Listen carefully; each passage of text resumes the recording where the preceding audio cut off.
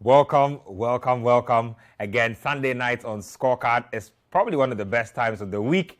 A lot has been happening this week. On the local front, the Mantse derby took center stage when Accra Hearts of Oak were up against Accra Great Olympics. That game ended in a stalemate, but Accra Hearts of Oak found joy in the demise or in the woes of their arch rivals Kumasi Asante Kotoko, who were involved in what was supposed to be a straightforward preliminary stage CAF Champions League game against RC Kadiogo of Burkina Faso. It was anything but routine at the end of the final whistle. We'll be getting you some information on that as well. In the Premier League, Thomas Partey returned after 3 weeks out on the sidelines with the thigh strain. He put in a really tidy performance in there. In Spain, the Williams brothers, yes, Inaki and Niko. Niko was invited to the Spanish national team just this week. Both of them scored for Bilbao. So a lot going on in the Bundesliga as well. The Bayern's Liga, as we typically call it, has not been going according to plan for Bayern Munich, and especially Sadio Mane. We'll talk about that, and then we'll crown it off with some boxing as well. It was Saul Canelo Alvarez versus Triple G Part 3. It eventually has come to an end. A lot of that coming up on Scorecard right now. My name is Benjamin Nketsia. The text and WhatsApp lines are on your screens there. Do send us your thoughts. You can also get to me on Twitter at Nketsia, and I will read your thoughts. My good friends are in here. We'll take a quick break. When we come back, I'll be introducing them, and then we'll get today's show going. Welcome back to Scorecard here on Citi TV. My good friends are in here. Coach Christopher Nimley. Oh, Charlie, looking sweet. Looking, in the words of my friend teacher was called Monsieur Sambou, Senegalese man. He says, you are looking sweet. Thanks to Mrs. Nimley. Oh, Charlie. When you see me wearing these things, she's the brain behind it. Oh, Charlie, you mean the CEO of your life? I look forward to the day I will grace the TFU. You didn't have to do that. we were just giving you fans. I've been experiencing this for the past over 10 years now. Oh, 11 years to be specific. I'm in my 12th year of marriage. Oh. When will you get married? Oh, why are you laughing? When you ask the question, married, they don't ask that question like that. How you ask that question like that? The lady is there, isn't she? For how long are you going to be with her? Look at this funny man. Oh, man. Young lady, I'm fighting for you now. I can't believe this is how a sports show is starting. I can't believe it. No, but you are my matter. Yeah, and I'm saying, you go from this to somebody. And I'm saying, I want to be very grateful to my wife. Yeah. These are things I want you to experience on a regular basis. Don't you want to experience that? No, we want to experience Don't you want to experience that? Hey, don't you want to experience that? I do. Of course, she's watching. I like to see. Shout out to Mrs. Nimley, wherever you are. Daniel, Charlie, coach has set us off with the right. What's going on here? You have introduced only one lady to me. So why are you tensed? Or they are concubines and they are extras. That's what. Hey, what is this pressure here? What is this pressure? But Daniel, I mean, what's going on? How have you been this weekend? I'm good. Let's quickly start the show. Let's go. Let's get right into it. And let's start from the local front. It was the Mantse derby between Accra Great Olympics and Accra Hearts of Oak. It ended 1-1 in the end. Hearts of Oak fans were not too happy with their performance, but I'm sure they'll gladly take 1 point. Let's catch the highlights from that one, and then we'll come back in studio. Up and goal. What a mistake from the Hearts of Oak back line. Great Olympics jumps into the lead. Abdul Razak Yusuf. Confusion at the back for the Phobians. Emmanuel Mensah.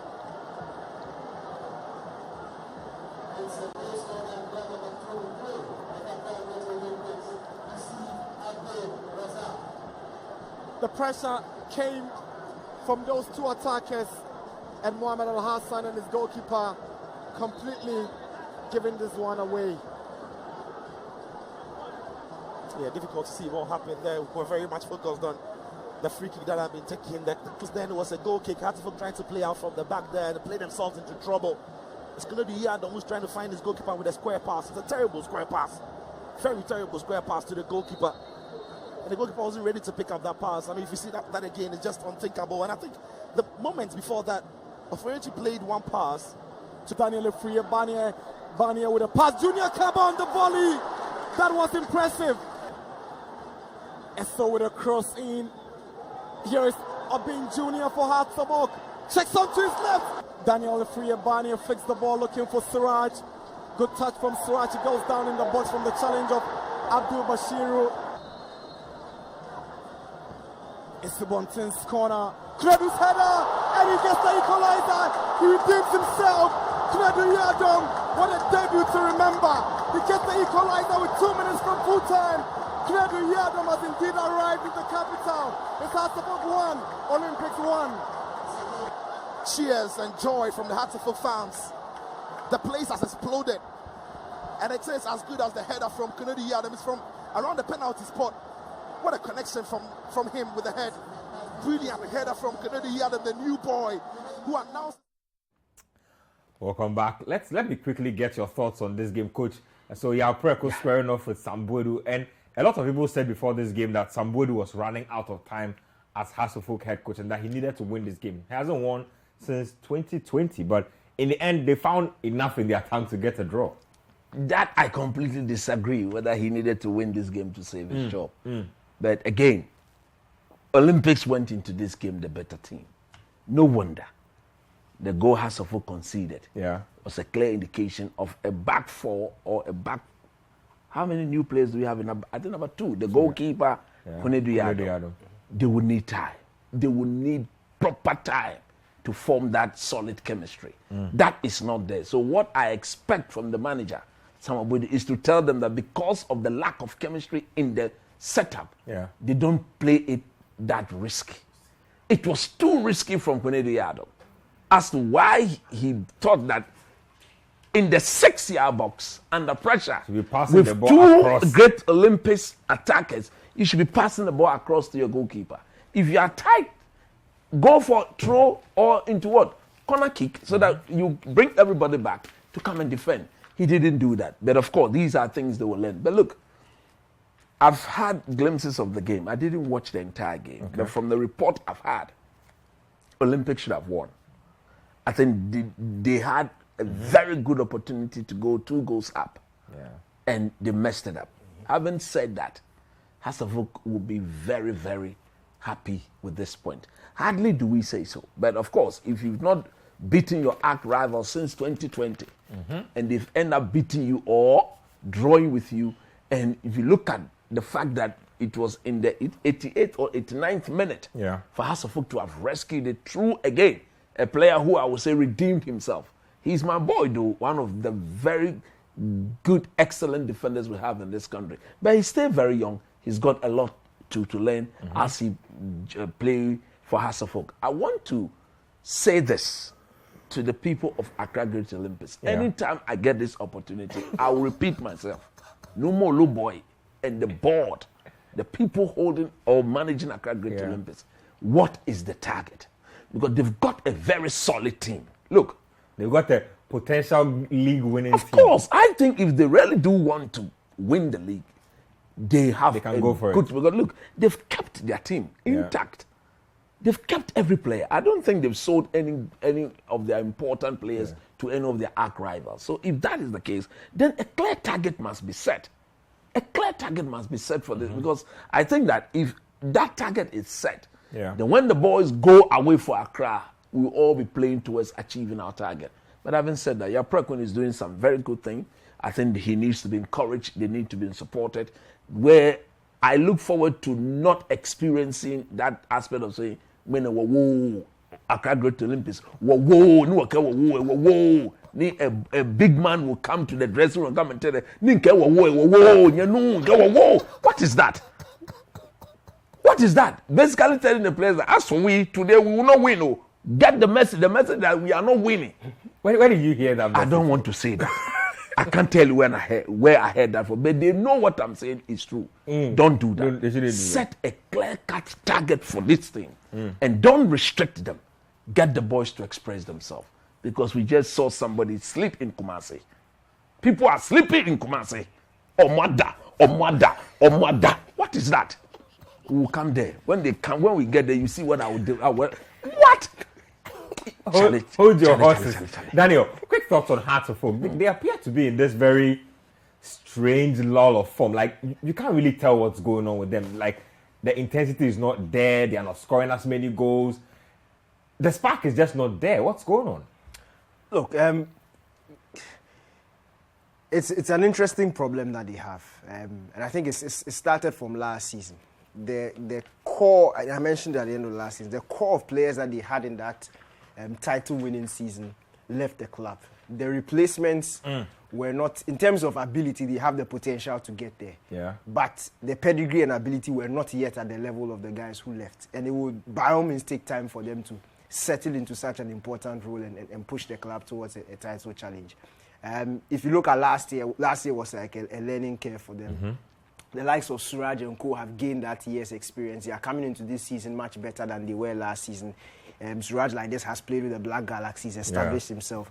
So I think it will come good. But we also have to, you can't overlook the importance of preseason and the fact that a chunk of these guys were not around. Yes, they are top players. Yes, they've been with this team for a while. But you're opening 2 games against Ediane and Olympics. They are very difficult games on paper. And these are games that the head coach will need time to be able to prepare the team properly for. And the Hearts haven't had that time. Honestly, if you watch today's game, I was impressed. I was impressed because Olympics' goal didn't come as a result of them carving Hearts open. It was a gift. Hearts literally gifted them the goal. And from then, I think, yes, Olympics had the most glaring chance of the game, but Hearts had opportunities, and opportunities that with a bit more quality could have been the difference on the day. But unfortunately for them, yes, these opportunities were squandered, and just like last week against Indiana, they were not able to take it.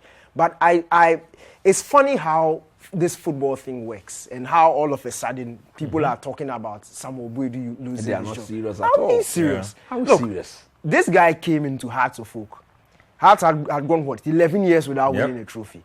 He walked into Hearts midway through the campaign. Nobody had any business of thinking that Hearts could go on to win the league title. He didn't just win the league. He won the FA Cup also. Won the Super Cup. Came back the following season, which was last season. In a season that was deemed a poor campaign, he still won the FA Cup.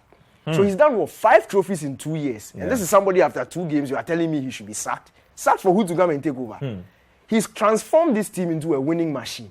And look, first of all, he deserves the respect, and he deserves the time to be able to fix things. You can't get up after 2 games and tell me to sack Samuel Boadu. This guy is the best manager in the Ghana Premier League as it stands. Sack him for who? If you are getting rid of Samuel Boadu, then you are bringing Prof. If you are not bringing Prof Ogum, who even pay pedigree and pay tangibles when it comes to what he's won, to beat Ogum. He's better. Boadu is better. So if you are not bringing somebody who is better than him, then please hold your horses. He's building a project. He's building a team. The Hearts team that won the league is completely different from the team that last season and this season. He needs the time. And with time, how can you bet against this guy from bringing things back to where they are supposed to? 5 trophies in 2 years, and you sit down and you tell me after two games of this new season. But you know it's been brewing from last season. Exactly. And look, for me, it's total nonsense because even from last season, he won the FA Cup, didn't he? True. And I'm saying, you look at where you've come from and look at where he has taken you from and where he's brought you to. It's like, yes, he's a victim of his own success. But his imprint is on this team. And once, even in a season where, that's what I'm saying, a season that was deemed as a failure, he still won the FA Cup. But you know what? I think there's this other important thing that we need to say. Leicester has lost a very important player. The boy they bought from Dubiase. What is Caleb Salim or Salim Adams. He went to the USL. That's a massive loss.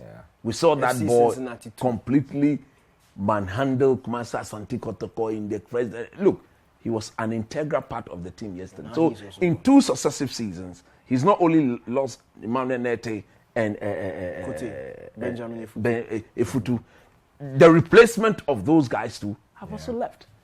Good points there. House of Folk, they say that have patience with Samuel Boadu. You were winning the Obahima Ejewa Cup before Boadu turned up. So be content. Let's quickly get into 2 highlights. We'll bring you 2 back-to-back highlights, and then we'll come back in studio. Let's go to Dreams FC versus Kotoko Royals. Dreams FC won that game. There was also Nsoatreman versus BBN Gold Stars. Nsoatreman winning that game, newly promoted side, but it was their paper pasting, number writing antics that stole the headlines because they decided that they didn't have proper jerseys to give their players, and so they were writing their player's number on a paper and it was stuck to his jersey. I don't know if it was masking tape or cello tape or I don't know what it was, but let's quickly get to the highlights. We'll come back in studio and then we'll break those games down.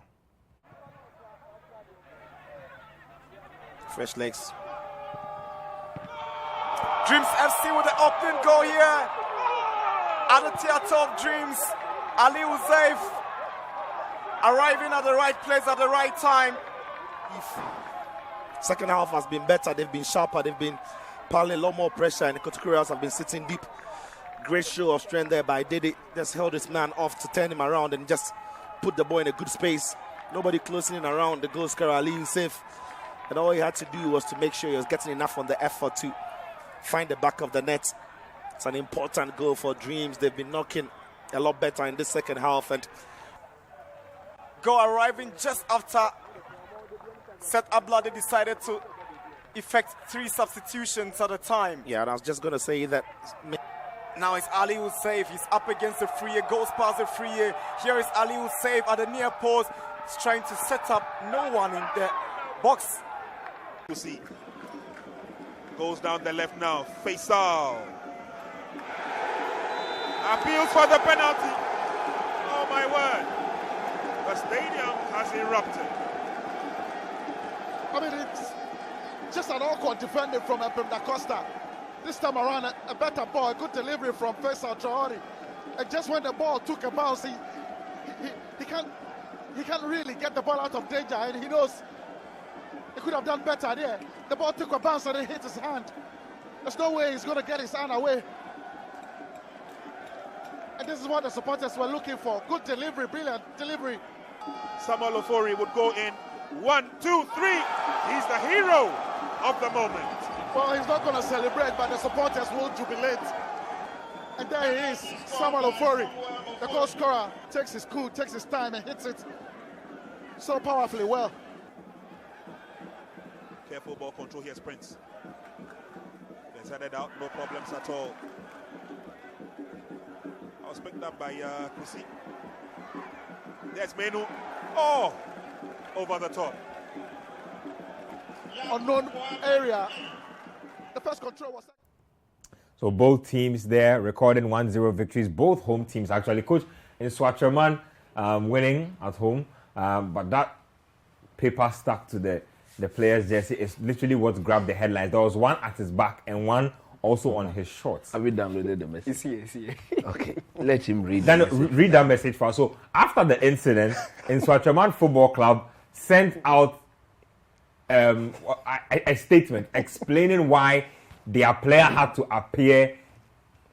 They said unqualified apology. Please read it for us. Sometimes in life, certain things happen that all you have to go to do is to apologize to the people you have disappointed. All you have to go to do. Ali, we as Nsoatreman Football Club are really sorry and hence render an unqualified apology to the Ghana Football Association, our supporters, the general public, for improvising with paper numbering on jerseys of 2 of our players who played today, Friday, 16 September 2022 in our Ghana Premier League home game against BBN Gold Stars. We therefore promise the Ghana Football Association, our supporters and the general public that this mistake will be rectified as soon as possible to avoid future occurrences of this nature.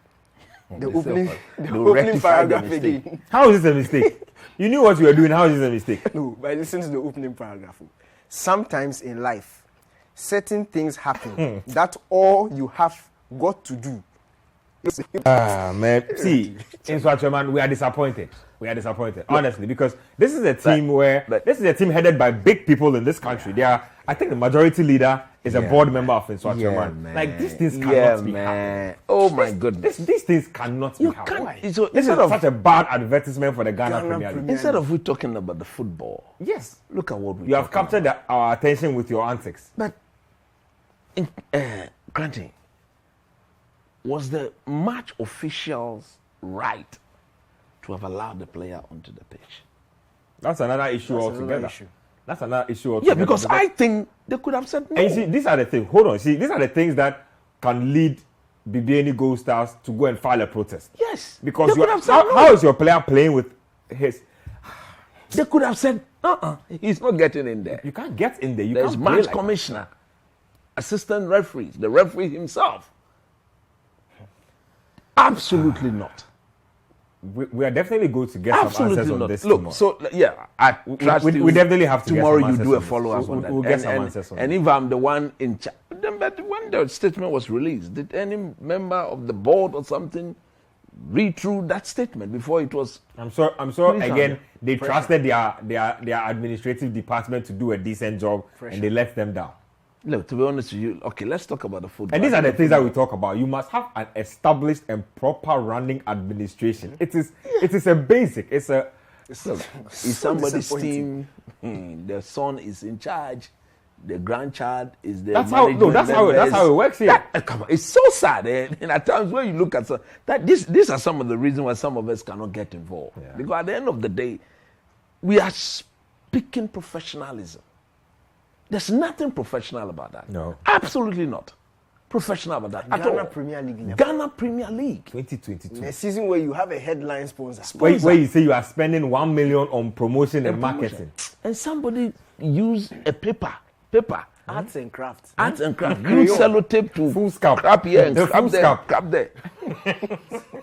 Come on, man. You see, it's so sad, but it is what it is. It is really sad. The FA should not allow them to go scot-free. Yeah. Look, the people at the FA, this is absolute disgrace, absolute embarrassment. Absolutely. I don't think we work should hard to promote the league, and this is like a couple of steps back again. I don't want to even talk about the football match itself. Daniel, quick thoughts on Dreams FC. They say that they are building a team nobody wants to play against. Ignatius. They should stop making that statement. My brother Ignatius, please, I beg you. Ignatius says they are building a team. Don't do nobody. He shouldn't do that. He has done it. I don't want to come and cry again. This is also a very good friend. Yeah. Alote did it. I came here last week. You have to say tears. Tears for Alote. Ignatius, the last time I saw, he was carrying Oli Jolly Joe. From Oli Jolly Joe. I don't want to shed tears. I beg you. Please, Ignatius. I think they are doing very well. Yeah. Dreams, you see, if you can make your home a fortress, you are guaranteed to stay in the Premiership. True. And from the way they have gone, I think they won their first game away, isn't it? So it's 2 out of 2, isn't it? So 2 out of 6, maximum 6 points. Hasselhoff has 1 out of 6, isn't it? So that is a very good beginning. Good start. They have to carry on like that. But look, they need to work on the pitch. But look, goodness me, that pitch should not. What is that? Pitch is unacceptable. That is the pitch of the president of the Ghana football. No, a pitch, man. Yep. That is where he. Look at the pitch. Look at it. What? What is this? That's not his team. Whose team is that? The records, that's not his team. They can fool me, they cannot fool me. It's his team. It's his team. He knows it's his team. It's not his team. It's Chelsea still for Abramovich. It's not for Abramovich. No, Abramovich, he sold it. He's collected cash. He's giving it to somebody. He hasn't sold it. But he's giving somebody to run. On his behalf. He's not the one. That's not the crux of the matter. Talk to us about the game. What I enjoy about watching Dreams FC this season is their defense. And it's interesting. That's the building a team nobody wants to play against. Because this same Ignatius, a very good friend, last season by this time, he was losing 2 out of 2 at Midiama and conceding for fun. I think he lost the second game 4-0 or something like that at Midiama when he was sacked. And now he's realized that, look, in as much as he loves to play enterprising and attacking football, he needs to keep it solid at the back, especially when you are handling some teams. So he's kept them grounded, very difficult at the back to break down. And the odd goal by all means come. But coach always says this thing is very true in football. If you don't need to score more than 1 goal to win a football game, then you are heading in the right direction. And for me, if they can sustain this, it will be very good for them. Because look, you are looking at Kotoko, who've shown their early season form is not the best. Hearts of Oak haven't started very well. Honestly, I feel like this season's Ghana Premier League is there for the taking. We've seen Midiama also win, 2 out of 2. They say they want to win the title. They say they want to win it. Like so coach says, they've set an objective. It's really anybody's game. If you can sustain the pressure. For our good friend, Coach David Duncan. Exactly. He's an ambitious man. If by the end of the first round, Dreams FC can are in the top 4 and are not more than 5 or 6 points away from the top, they can start dreaming of winning clinching the title. Because for me, it's anybody's game at this point. Well, let's just have the results from match week 2 in the Bet Power Ghana Premier League, just so you have a good understanding of everything. So Nsoatreman winning, Dreams FC winning also 1-0. Accra Lions starting the season well, beating Karela. That was a tricky game for them. Tamale City losing at home to Legon Cities. RTU lost to Mediama. Mediama, always a tough cover. And then you have Samatex to play Brekum Chelsea. That game is yet to come. Kimfeza Odiana. Those games are on Monday. So those should be interesting. Bichim, Kotoko postponed due to Asante Kotoko's continental obligation. So that's how it's broken down in Ghana Premier League in March week 2. Let's take a first break here on the show. When we come back, we'll discuss Asante Kotoko. They were up against RC Kadiogo. Like I said at the beginning of the show, this was supposed to be a routine, delivery at home. Just deliver the performance, let fans go, eat their fufu, make merry, and then wait for the next opponent. But ended up being super complex. Let's take a break. We'll come back. Welcome back to Scorecard here on Citi TV. We've just finished with the Ghana Premier League. Let's get to some CAF competitions. And it was the preliminary round of the CAF Champions League. Asante Kotoko had gone all the way to Benin to beat RC Kadiogo by 1-0. Isaac Opon scored that goal in that game. They needed to come home and either keep a clean sheet or just get 1 goal.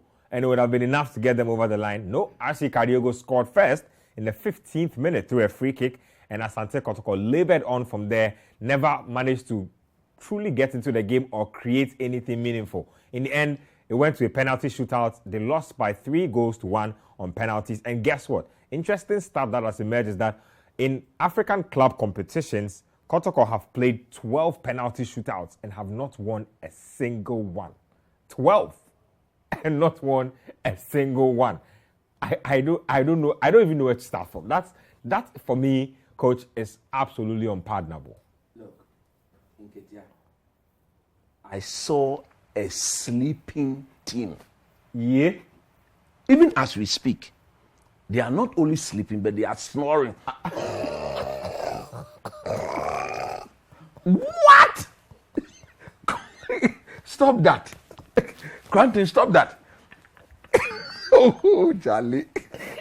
You mean Omada? Look, I have never seen. Oh, Charlie. Omada say chum. Hey! They are still snoring.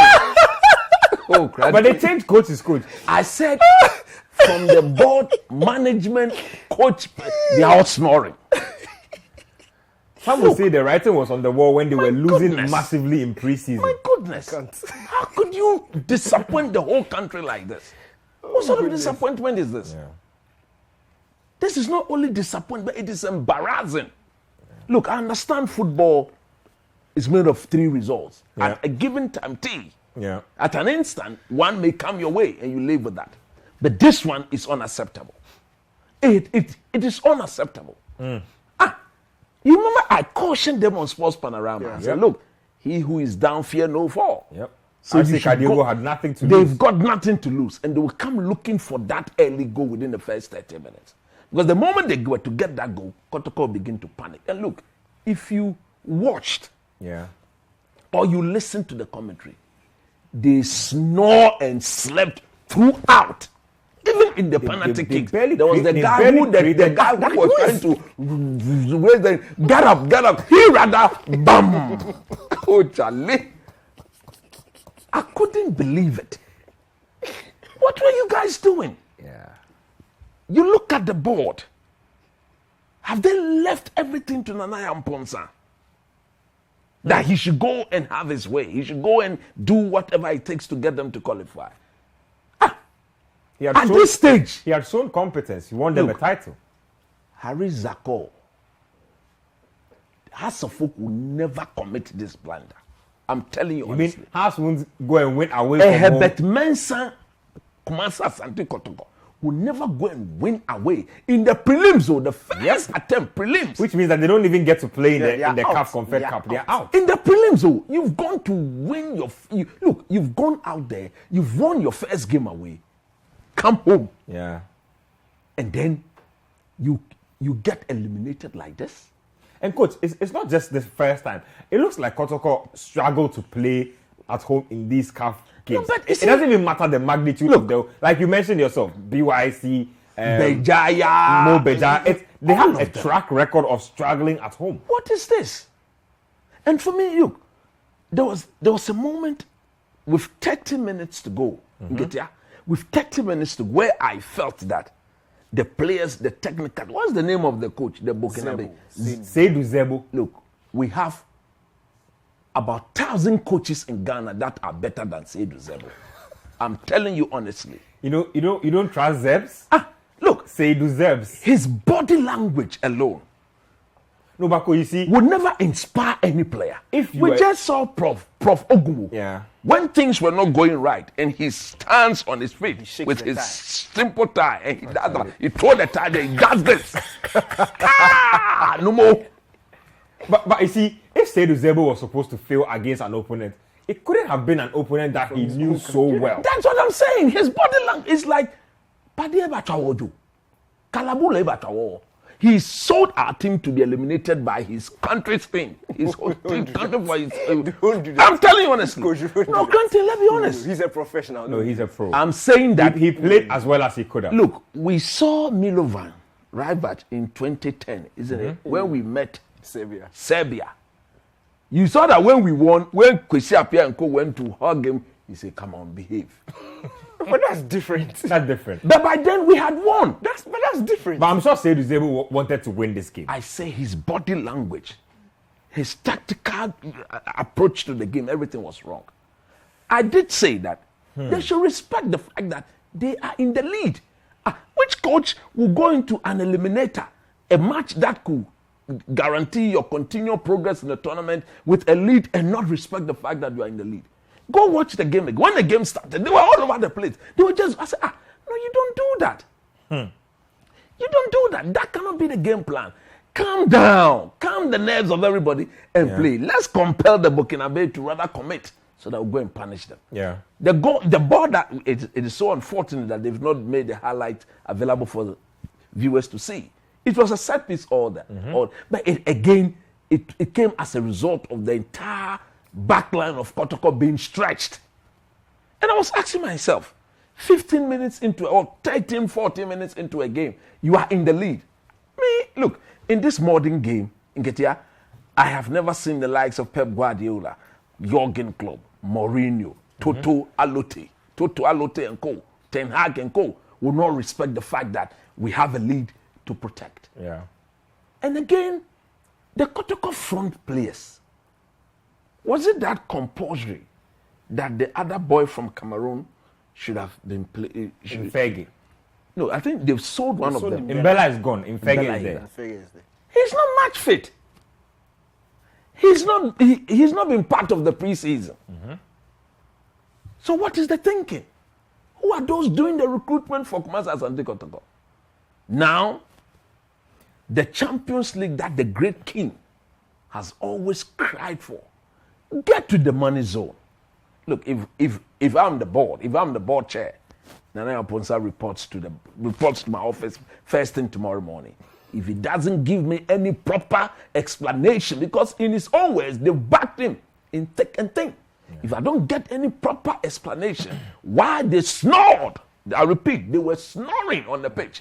Not only sleeping, but snoring in addition. You disgrace the people of this country like that to a Burkinabe team that this even has told me that if that first leg had been played in Burkina Faso, they would have beaten Kotoko like 3. Meaning, no one make sure what he why. I make sure what he my label. You mean you are upset? What is that? Daniel, you seemed a little more confident in Kotoko's abilities in this game. And honestly speaking, I don't think that was misplaced because it was RC Kadiogo. You had won away from home. There was every reason to believe that you were going to make this an easy game for your fans and on everybody else. But it hasn't played out like that. Look, I'm still in shock, honestly. If you watched how don't be shocked. They are still sleeping. They are sleeping. Don't be shocked. If you watch how the first leg went, I think anybody will understand why I was optimistic because Kotoko looked like they had it under control in the first leg. And in the last minute of the first leg, Isaac Opong did his magic and he got the goal. And once Kotoko got that goal, you just be thinking to yourself, Kadiego are literally playing both legs away from home. Yeah. They've lost the first one that was on the neutral ground, and now they are coming to the Baba Yara. Like, look, there was no. If you look at how well Kotoko's preseason had gone, and I'm saying how well because of the quality of opposition they played. They had a large chunk of their squad available. Yeah. Yes, a couple of players were missing, but they had a large chunk of their squad available in that preseason. And Seydou Zebo was able to work with these guys. I really didn't see how. Look, my thinking was, yes, when they reach the next stage and they face AS Vita Club, they will lose. But let them get to the next stage and then drop to the Confederations Cup. I never in a million years thought that this thing would happen. Nobody. Even if Kotoko lost at home at the Baba Yara without being able to score a goal. Was, look, absolutely shocking. The last time they played at Baba Yara in a situation like this, the situation was so toxic that they had to smuggle the referees and the coach in an armored car out of the stadium. Look, it's crazy, and look, coach has said it all. It's absolutely appalling. It's a disgrace because they've been eliminated in the preliminary round. Prelims. This is, and you see, it doesn't help Ghana's coefficient rankings. It doesn't help anything because look, and the fact that they went into this second leg with a lead to protect. It's very funny how they allowed this thing to crumble. And to zoom into the penalty shootout again. With the record you've mentioned, going into this penalty shootout, they had 11 penalty shootout defeats in a row in African club competition. If you look at the quality of the kicks, you can tell that, look, you see that they thought they would win 5-0 and they didn't even bother practicing penalty kicks. And I've tried to search the guy who missed the penalty who was doing, but look, it is, first of all, it's so silly and unprofessional. Because look, it was such a crucial kick. Yeah. It wasn't like he was going to take a winning kick. It was a crucial kick. The two teams had just scored their first kick. Then your teammate missed. Then Danlas saves. So now you are supposed to have the momentum and consolidate a lead. He was doing this. And you are now what is wrong with you? Whipping up the crowd. The last time I saw that thing was the 2002 AFCON final. It was Aliou Cisse. Yes. He was the one doing this and ended up missing. And the same thing, the ball went off target. Like, what are you doing? It's like he didn't understand the situation. The gravity of the moment. No, because it's absolutely unforgivable. And the clip that was shown, you should have heard what the person said at the end of the. He said, "Hey, Wewu, you are finished. How can you do this?" At this particular point in time, when the situation is so, it's such a serious occasion, and you're just supposed to put the ball in the back of the net. Because what Danla did was so huge. Straight after Kotoko missed, he saved. So now it's back to level 10. Now score. It gives you the chance back into the game, and you score. And then you go and waste it, and then from then they lose on penalty kicks. But look, then it's so. Look, I'll go to the coaching field. I'll not go to. I think going to Nanaya Aponsan is a reach because look, frankly speaking, coach, come on. If you are going to judge, what's the name of the coach? If you are going to judge Zebo, where did he bring Zebo? Where did Nanaya Aponsan get? If you are going to judge Nanaya Aponsan, we have based on this single Zebos in this country. I think it will be very unfair. We have thousands of Zebos in this country. What? Kotoko hadn't won the league since when? 2014. And you can tell that his imprint of this team, the recruitment, is a large part of this Kotoko success in recent times. Prelims. So for him to give Seydou Zebo, look, they didn't just go and pick Seydou Zebo from anywhere.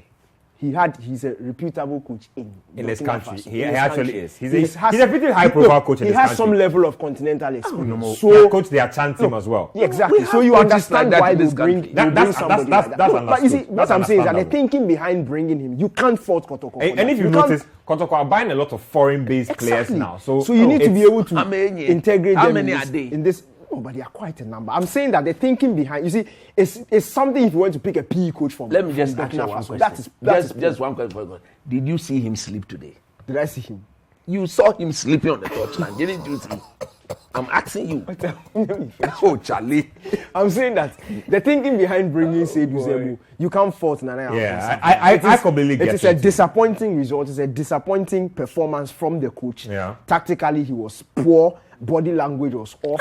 It is something that he seriously needs to make amends for. And I feel like his job is already on the line. Yep. If the first 5 games of the Ghana Premier League doesn't go well, he could easily get the sack. Because I'm very sure that, look, they brought him for the continental experience, That not is what it necessarily was. for the Ghana Premier League, but for the continental experience, for him to be able to guide them as far as possible. And I'm even sure Kotoko sat down and then, look, I don't think they thought they'll make the group stages of the CAF Champions League. But at least when you drop to the CAF Confederations Cup, you'll be able to enter the group stages of that. But come on, to go out in the preliminary round, unacceptable. It's unacceptable. Let me read a few messages that have been coming in. This one here says that, Ben, I can bet my last Peswa that if Prosper Ogum were in charge of Asante Kotoko, they would have progressed. Charles from Medina. This one here says, some Kwesi Besa says that, hi guys, I've always said that this new Kotoko management will not help the team. Sacking the coach and selling good players, Nanaya Amposa cannot lead this team. This one here from Robert in Takrade is, please tell Samuel Boedu to be serious. How on earth do you play Cordier? This guy doesn't deserve to play for House of Folk. You allow Ansabutre to leave and Abu to go on loan, and you kept a player like Cordier. He got his selection wrong. What kind of defensive approach is that? Always being exposed. I don't trust Boedu anymore. Wow. Niboy from Dodoa says, Kotoko really disappointed Ghana and the Ghanaian league. Kwesi Kwache from Achim Otreso, I think, says the act of being a good guest is to know how to say goodbye. You called Heart Konsia and you couldn't even beat a team from Burkina Faso, and you must be thankful to God you didn't meet teams from the north. Kotoko, bye-bye. So this is clearly a House of Folk fan. No, but it's true. Rubbing the salt in the wounds. This one here says that, good evening, guys. This Gobesika and Sifie. Oh, Charlie, It's coming again. There's an AKA there. Yeah, Charlie, Gobesika and Sifie. AKA addicted to Gobe. No, Charlie, I like the name. Gobesika and Sifie. He say AKA addicted to Gobe. Listening and watching from Dan Soman. Says, Ben, please, have you heard the Anums fans have been left stranded at Baba Yara Sports Stadium? If you cannot feel your players for at least 3 seasons, you can't do football at the highest level. And as for Bayern Munich, they need Lewandowski's replacement, and I mean a typical number 9. This one here says, Asante Kotoko is the most legendary disappointing team in Africa. Poor teamwork. In between from Ofankor barrier. That one. This one here says that, Ben, how you are doing? Nice show. Shout outs to Coach Chris. I'm not surprised Kotoko is out after losing Prosper, Ogum, and important players. Charles from Medina again with that one. This one is from Gideon from Bremen UGC in Kumasi. Says, please, why couldn't the management of Asante Kotoko keep Prosper Ogum, who helped them win the title, and keep the confidence in the players keep confidence in their players going into the preliminaries? I'm sure these are questions that I will be answering. Unfortunately, they couldn't ask Seydou Zebo any questions because he was whisked away right after the game, and that's what happened. So let's see if we can get some response from Kotoko in the coming days. But keep sending in your messages, keep sending in your tweets. I'll read a few of them. Let's take a break on the show. When we come back, we'll get to some foreign stuff, Premier League action, La Liga action, Serie A action, and also some boxing. Stay with us. Welcome back to Scorecard here on Citi TV. So after a week on a break because of the passing of Elizabeth II of England, the league is back, at least not fully, but a lot of the teams played over the weekend. Wolves were the best defensive team in the league heading into this game week. They were up against the freer scoring side in the league against Manchester City. I thought it was going to be competitive. It ended up being an absolute poor showing from Wolves. They were spanked and they eventually went down to 10 men as well. Coach, let me start off with you. I mean, we know what Manchester City is capable of doing, but Wolves, though, you have all these players capable of scoring goals. I mean, enterprising players, Podence, Neto. They look like they want to do everything else but put the ball in the back of the net. I don't get it. Look, I think the manager, if care is not taken, He's the problem. Will be the next one on the line to be sacked. Playing Diego Simeone football in the Premier League with instead of talented players. Brendan Rodgers being sacked, I think they will sack him first. Because, look, come on, man. Yesterday, I just didn't understand why he didn't even see the need to bring in Adama Traore when they went a man down. Because Adama on his own could take care of three of the Man City Adama players. is injured. Okay, he's injured. Then that was a better reason. There was a Traore, but that wasn't Adama. Okay, I thought he was the one on the bench. But having said that, look, your the manner in which they consider that first goal. Normally in a game of football, when a team concedes that early, if you are a coach, you want to look back and question the warm-up. Because it took Man City less than 2 minutes. 55 seconds. Less than 2 minutes. And I was asking myself, prior to the game, we were discussing the best defensive unit against the best attacking unit, force. Now, if the attackers were to, have their way, it shouldn't have been that early. Yeah. At all. Easy. And that easy for that matter. Literally a tap-in for Grealish.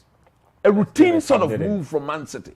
And then De Bruyne pull out somebody tapping the ball into the back of the net. Bruno Lage should have seen that. He didn't see that. But at the end of the day, look, take it or leave it. Man City are looking very, very frightening with the inclusion of Haaland.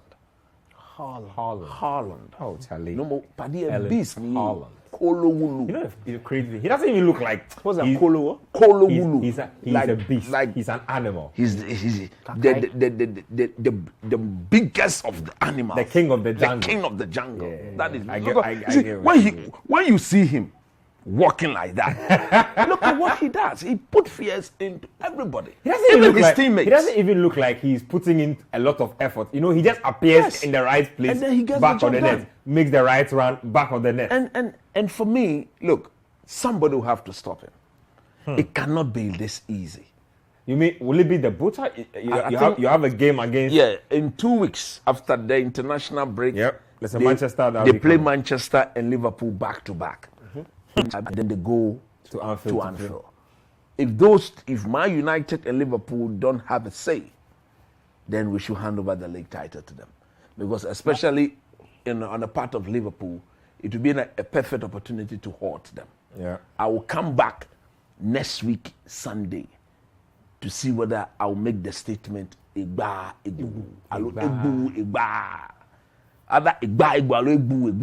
I'll see whether Varane, Dallo, the Butcher, and then Malacia, and maybe for once, I think we have to present both Scott McTominay and Casemiro at the same time and see how it goes in the middle. Snap thoughts on Bruno Lage. I mean, we gave him all the hype for doing the good work. Last season, they looked like they would crack the top 4 at a point. And then all of a sudden, it was a free fall. They were fighting for their lives towards the end of the campaign.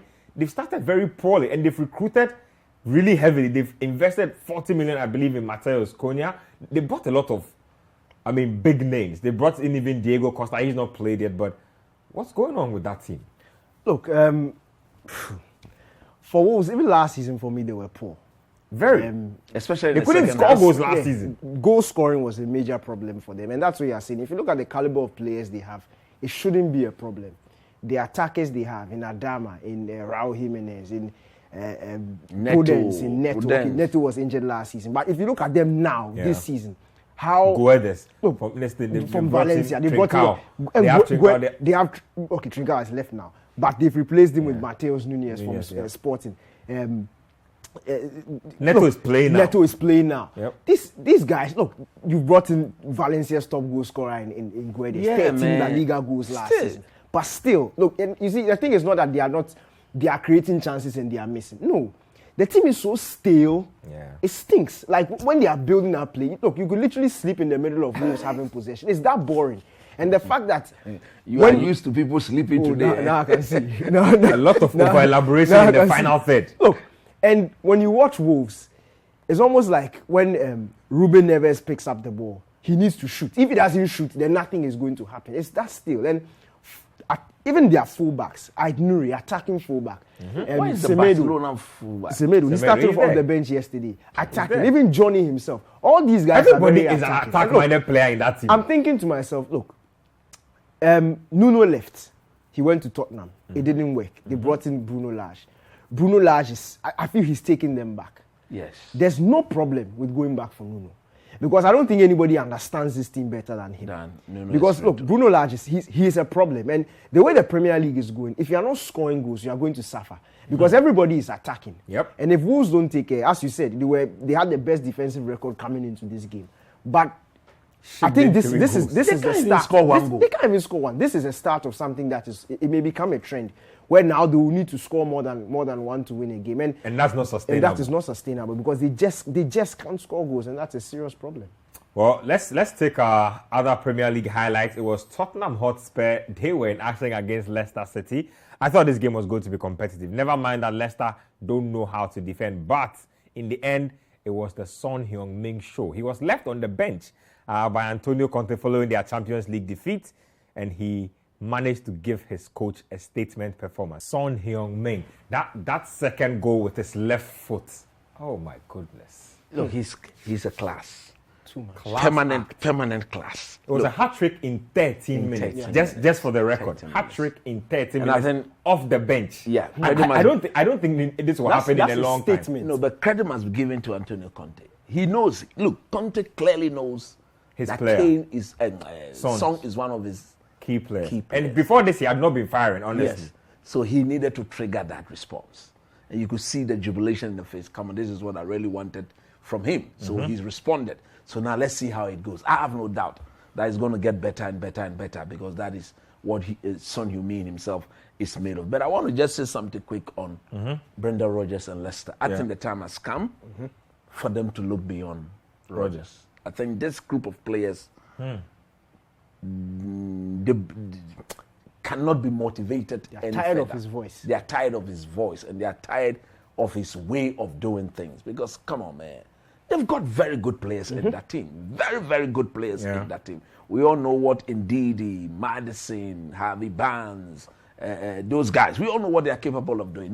They certainly cannot go bad overnight like that. And the manner in which they are doing these turnovers in possession, they are just giving away silly goals, avoidable goals. You need to be asking the manager.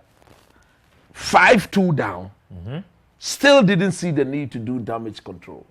Or damage limitation. Still think that they should go out there and express themselves. You should accord yourself that sort of respect if you're a manager. There are times where you say, look, I've had enough. Let's stay calm and let's see it through. And go to the next one. But yesterday, I'm very certain that if there were more minutes available to be played, 10 to. it would have gone to 10. And that has to do with the manager. So Rodgers has to go. We all agree on that. Look, he has to go. And I'm sad. I'm sad because he's not resigning. No, seriously. If you look at if you resign, you forfeit your package. That's the thing. But you see, resign. With the body of work he's done with Leicester City, it will pain me to see them sack him. Although it is it's right. almost undoes. It just undoes all everything your that he's done. Look, you went to Brighton 2 weeks ago, going to collect 5-2.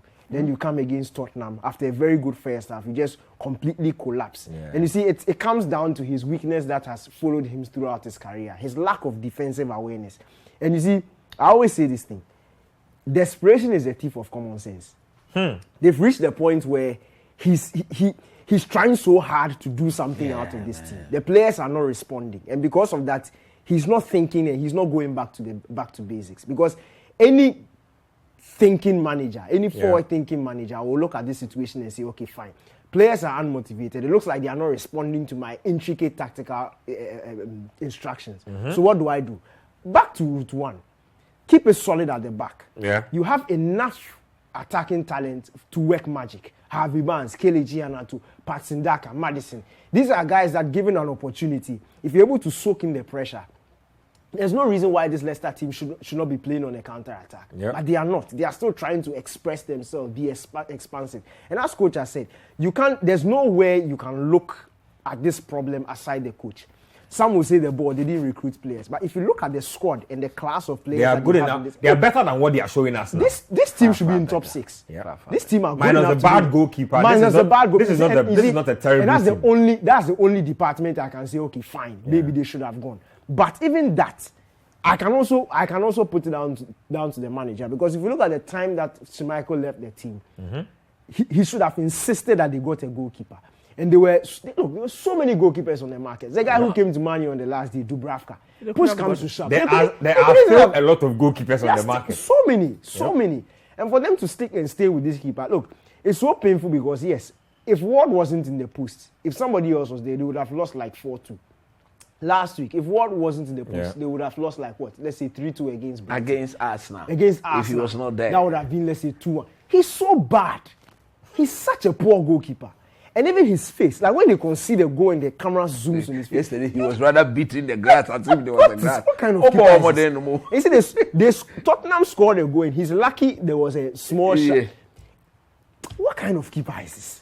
Oh, He's man. like mid-table championship goalkeeper. Yeah. He's so bad. And so bad. he I mean, they are himself- better off with. Look, it hurts me for him because when you look at his face, you can tell that when he's selected, he's like, I'm not supposed to be here. Like, why you? I thought I was supposed to be the reserve goalkeeper. Yes. All of a sudden, you've thrown me into this situation, and people are going and to. I'm supposed to deliver. No. It's not good enough. But the quicker they get rid of Rodgers, the better for them. Because it's 7 games into the It's a season. lot of time. They still don't want one They have game. only There's a one lot point. of football Just to be one played, point. and they've conceded more goals Than at anybody. this point in the season than any other team in the history of the league. That is bad. Even Derby County. Yeah. At this point, Derby County hadn't conceded this many goals. You know what's crazy?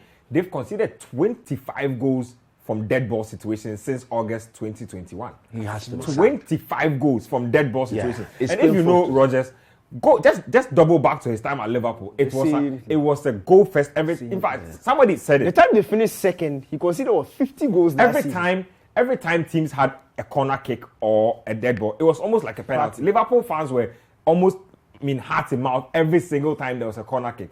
That's what Rodgers is about. You took Amate out because he wasn't performing, and look what happened. I think You see that I'm happy because he's done a lot of these scapegoating things. Last season we saw him do the same thing to Suyonchu. We've seen him do it to Amate. It's not the personnel, Rodgers. not. It's you. It's not the personnel. Yep. It is you. You took our Amate. You considered 5. Amate didn't play today. You considered 6. So who are you going to sacrifice again next week? It is you. Your defensive structure is just poor. It is not the players. And you see, it hurts me because some of these players will sit down and to affect their confidence. But it is not them. Money. Brentford last season, it was the opening game of the campaign. Brentford made light work of Arsenal. Arsenal had vengeance in their hearts going into this game, and vengeance they got at the end of 90 minutes. 3-0 for Arsenal. Thomas Partey returned, played 78 minutes of football for Arsenal. Just quick thoughts on that. He had the most pass completions in the game, also recovered the most balls in the game for Arsenal. That is what he's all about, isn't it? Once he's in there, his presence will be felt. That is what some of us are praying to God, that God should keep him healthy for us, because we need him at the World Cup. For me, hence from now onwards to the World Cup, all my prayers is for every Ghanaian player who add value, proper quality to the Black Stars of Ghana. And you cannot look beyond Thomas Partey. So today, personally, I was happy that he was introduced into the game. I was happy that he played for 78 minutes without any difficulty. Yeah. The question I'm asking myself, the question I'm asking the likes of Otoado and Co, is it that necessary that you push him into once this Arteta friendly has games? played him, Otoado will play No, him. but of course, look, it comes down to the nature of the sort of injuries he's been getting. Because we've seen him come back from a similar injury. After 1-2 games, he's gone back for about a month. In fact, he's not played 10 games continuously for Arsenal. I repeat, we cannot get him to get any form of injury again prior to the World Cup, or else we should forget about it. Let's move on and do some La Liga stuff. We're going to do back-to-back highlights. Let's do Barcelona versus Elche. They won that game by 3-0. And then the Williams brothers, they were in action, scored in the same game for the first time when Athletic Bilbao were up against Rayo Vallecano.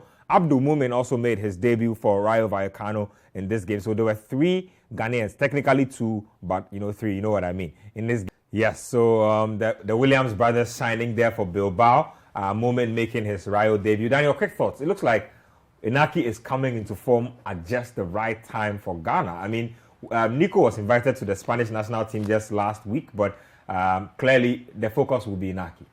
Yeah, when Fede Valverde scores, Uruguay, when Bentango scores, you think Uruguay and Portugal and South Korea, they are not afraid of Inaki Williams? You think when Kudus is scoring, they are not afraid? We also have quality, and we also need to sound that out.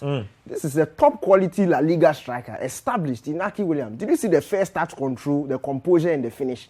You think that Muslera is not afraid?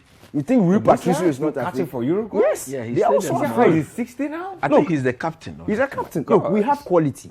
We have quality in this team. Inaki Williams, Kudus Mohamed, Thomas Partey, Mohamed Salisu. There is quality in this team. Andre Ayew. They are afraid. So if you are looking at the opposition teams and you are picking out players, and that's the same thing they also do in other countries. If you like, call your journalist friends in those countries and ask them. The same way we are afraid of them, they are also afraid of us because they know we have quality. And we have a very good head coach who is going to be able to tackle these guys neck for neck, boot for boot when we go to Qatar. So don't be afraid, Ghanaians. This is quality.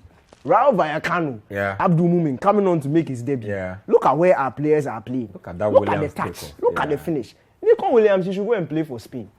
He feels Spanish. He was born there. He feel free. He should go and play. But Inaki is Ghana established. Boy. Ghana boy. He will represent us at the World Cup. Qatar, watch out.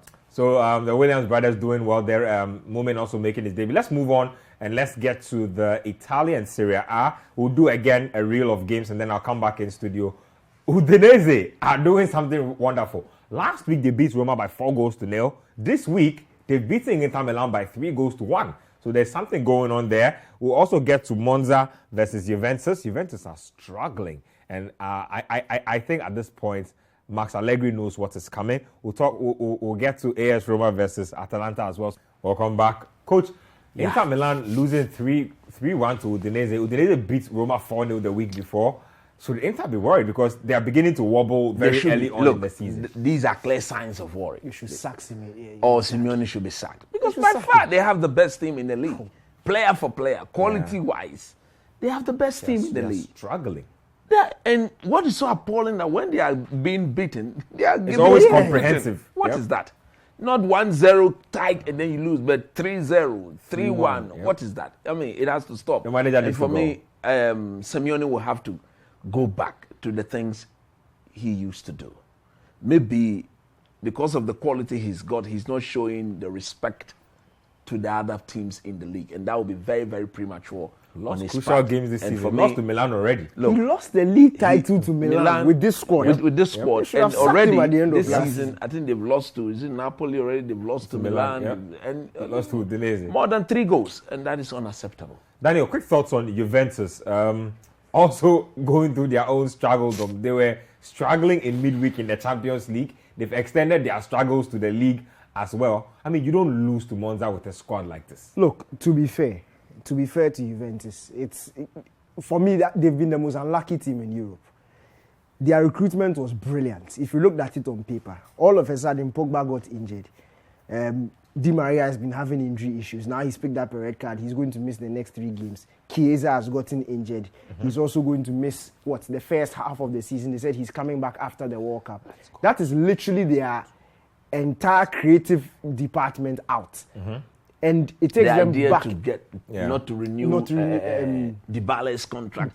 But you see, even Dybala wasn't reliable. Dybala has gone to AS Roma. What happened to him this weekend? Hip flexor injury. He is out for weeks.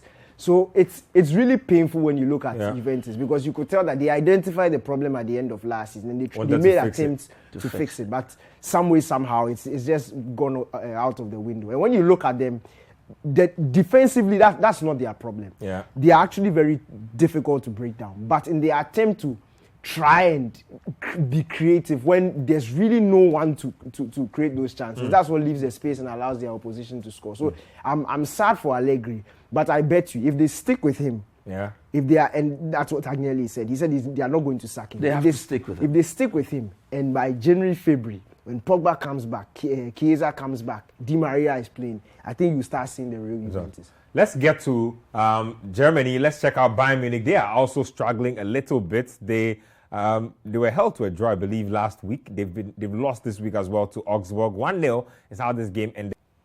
Coach, quick thoughts there on Bayern losing to Augsburg. Mane played this game, and the Bayern Munich fans are beginning to get on his back. They will have to, because he's a big game player. And he has to clearly begin to find his feet and begin to perform. But look, it is nice to see them get beat.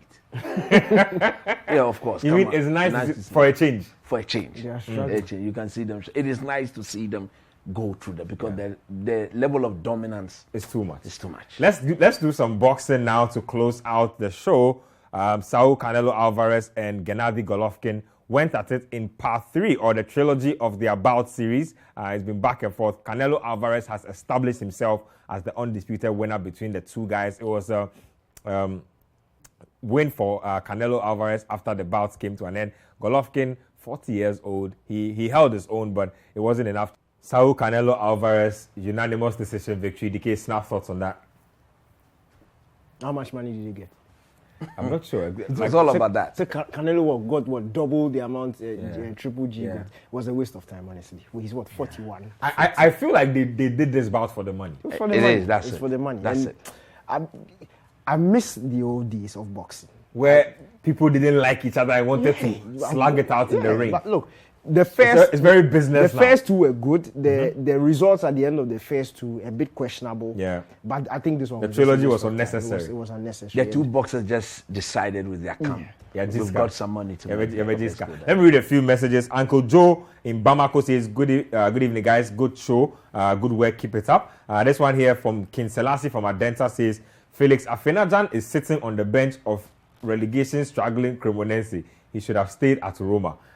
This one, Justice Impom from Simon, is you guys are doing a great job. Keep educating us. Deep love here, trust me. With all due respect, this PE coach will never help Kotoko in any way. The last time I checked, Togo goose don't last long. Please advise Kotoko to return. That's disrespectful to Togo as a country. Don't do that. So Seydou Zebo is he's a tactician. He's proven himself in this country. It's one result. He might end up winning the league. You never know. So let's not do that. This one here, Opare George, watching from Boaké in Côte d'Ivoire, says we should blame Kotoko's management for this loss. How can a team win a match after selling their skillful players, knowing very well that they are going into Africa? We shouldn't blame the players, but the management. And then finally, George from Teshi Malik says, I hope the Black Stars coaching staff are finding ways to stop Son. Otherwise, you will. Like Daniel said, Ghana also has Kudus, so we hope they are finding ways to put the brakes on Kudus. You guys get the final words on this one. Quick, just snap thoughts before we go. Kudus scored again. That's what, 6 in 5. Yeah. 6 in 5. So we keep moving. I want to scored see. Hattrick. Look, you are afraid. I really want to see what happens on Friday against the Brazilians, because that will give me a fair idea of the level. Because Brazil, they don't know anything friendly. The squad is loaded. They will come good. Well, thank you very much for joining us. Our guys from Côte d'Ivoire, from Mali, from Kumasi, from Eastern region, from Tamale, from wherever you managed to join us from. We appreciate it. Thank you for your messages as well. Thanks to Coach Nimley. Thanks to Daniel Kranze. Thanks to everybody, lights, cameras, directors, and everybody who made this show possible. It's been absolutely lovely coming your way. Same time next week. You know where to find us.